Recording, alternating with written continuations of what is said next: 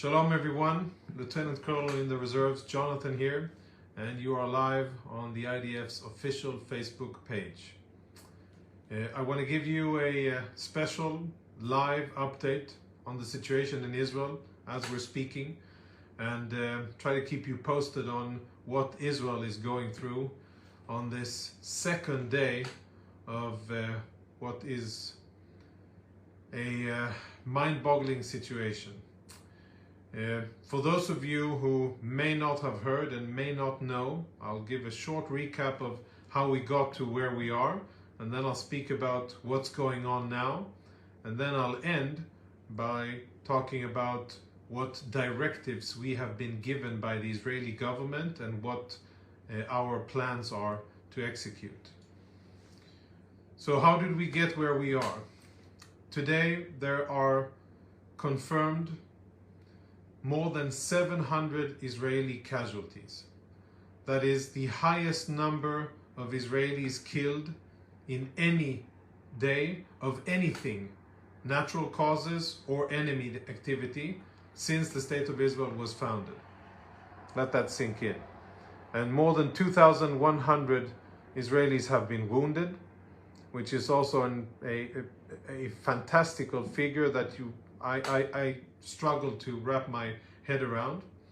And what is perhaps the worst thing of all is that most of those casualties were civilians. We're not even talking about soldiers who died in battle, but we're talking about civilians who were butchered on the streets and in their houses, in their villages and in their beds. And right from the beginning, in the IDF, we're hearing the outcry from Israeli society and from friends, Jewish friends from around the world and other people who care about Israel, asking how did this happen? How could Hamas perform this unprecedented act of violence and savagery? Those are tough questions, and they will be answered by the IDF once the fighting is over. And there will be time for reckoning, but that will be done when the fighting is over. What we are doing now is focusing on the situation in southern Israel and focusing on getting our job done. I haven't spoken about it, but it's probably the biggest topic. For the first time in our history, there are dozens, I cannot say the exact number, but there are very many Israelis held in captivity, illegally, in complete violation of law, norms, basically a war crime. They're held by a terrorist organization in Gaza, and these are women, children, infants, elderly, disabled people that have been taken from Israel into Gaza, paraded on the streets of Gaza, harassed, manhandled, and even executed, and all of this documented in videos that Hamas members have proudly shared on social media. So that is the beginning of the situation, for sure. The most difficult starting point that the IDF has ever faced in the beginning of a war. As we speak, there is still fighting ongoing. There are still rockets fired at Israeli civilians, and unfortunately there are casualties from these rockets. And there are still Hamas terrorists in southern Israel.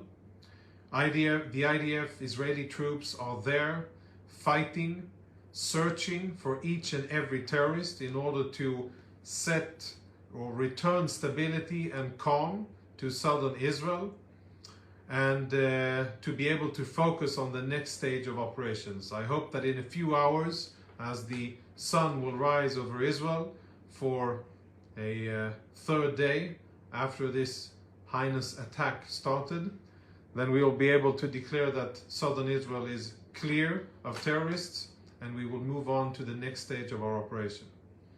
Also, as we are speaking, Israel, the Israeli Air Force, is striking Hamas military targets inside the Gaza Strip. And tonight we are striking many targets all over the Gaza Strip with the aim of sending a very clear message to Hamas that will be felt clearly. There are lots of infrastructure, lots of military positions, and many places that Hamas used in order to attack Israel from that have been struck. And this is, of course, only the very first stage of the fighting. The Israeli government has ordered the IDF to be prepared, or not to be prepared, but to achieve a situation whereby Hamas will no longer have any military capacity to kill or hurt Israeli civilians. And second, to achieve a situation whereby Hamas cannot govern the Gaza Strip. Those are our aims. And we have mobilized more than 100,000 soldiers that are now in the south, getting geared up, ready, are preparing their plans, and they will execute this mission that has been told by the Israeli government. We're in for a very long and difficult war. This is not another operation. This is not another round of fighting which starts with rocket fire and then Israeli retaliations and ends with some half-baked ceasefire and then happens again after a few months. This is a different situation altogether. The attack that we sustained is unprecedented in scope and in severity and brutality, and our response will be unprecedented as well. And I want to say something about morals in warfare. Israel holds itself and fights according to the law of armed conflict. We do this because we believe that we should use our weapons only in order to defend ourselves and to distinguish between anybody who is a fighter and who isn't a fighter. And yes, our blood is boiling.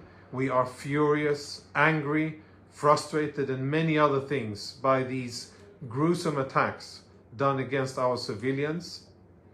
Yet, we remain committed to our moral principles. And we will make sure and we will take all necessary steps to strike military targets and them only. But Hamas, at the end of this war, will not have military capabilities to hurt Israelis ever again.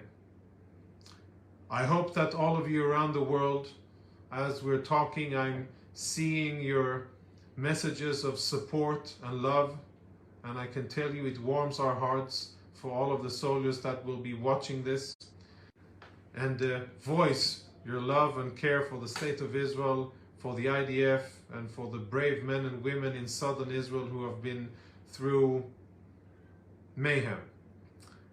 We are committed to fight, we are committed to defend the state of Israel, and we are confident that despite this incredibly difficult beginning of this war, we will prevail, and we will send a resounding message to Hamas and any other terrorists, not to understand very clearly that this aggression is something that will be the undoing of Hamas.